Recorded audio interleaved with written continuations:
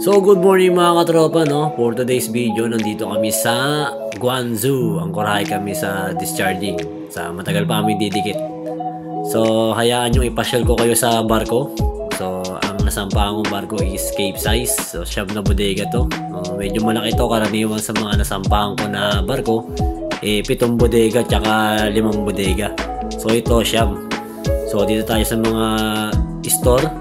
Yung mga hydraulic hose nandyan din. So nandito nakalagay ang aking mga welding labs, welding rod, o etc. Yan, kukuha lang kami dyan. Dito naman sa kabilang side is yung mga barbula na spare na papalitan kapag may mga leaking na.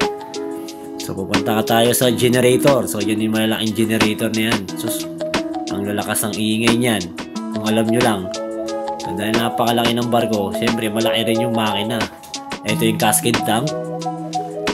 Kapag dinerecho nyo pa yan, nandiyan tutumbukin natin yung fresh water generator. So dyan napuproduce ng tubig para magamit sa barko. So tingnan mo, ang laki ng turbocharger, oh. Grabe, ang laki kasi ng makina. Ang laki rin ng barko kasi. So dito naman yung mga purifier ni second engineer.